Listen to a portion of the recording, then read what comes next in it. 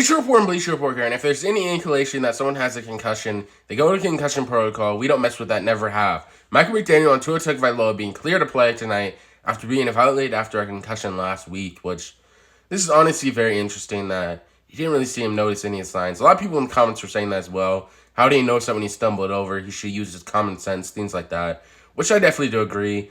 And Stephen A. Smith said the same thing on First Take, that he should have known from common sense that he wasn't all right and that it might have been a concussion, not a back injury. You don't stumble like that after a back injury or anything like that. He had no signs of a back injury, so I don't know where this came from or what kind of injury. But a lot of people base it off of, oh, the independent doctor cleared him, all this other stuff. They could have made a mistake, something like that, which last night his fingers probably wouldn't have tensed up like that if it was first concussion in the last 5 days. It was back-to-back concussions in the last 5 days, and now people were being like, oh, social media doctors and all this other stuff. The NFL was investigating this before it even happened.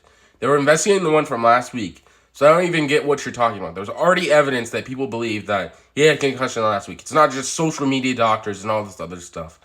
They're just mad that, I don't know, they might be just Dolphins fans are mad that Tua got out and now people were saying all this stuff and trying to mess with Dolphins. I don't know, but what do you think about this? They should never allowed him to play in last night's game, and it really could have hindered his career and things like that. And especially getting back-to-back concussions like that, nothing ever good happens from that. Comment down below your opinion, and what do you think? NBA on ESPN, breaking news from Adrian Wojnarowski.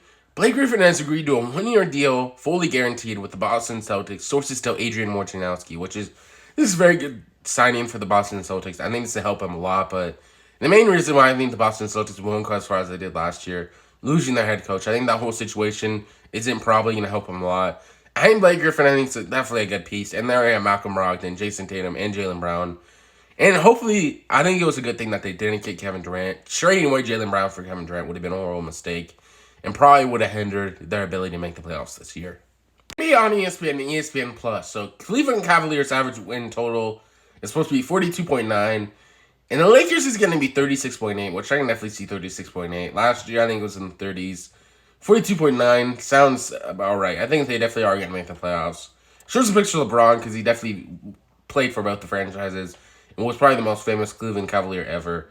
And what do you think about this? And is there any way the Lakers could make the playoffs? Comment down below your opinion, though.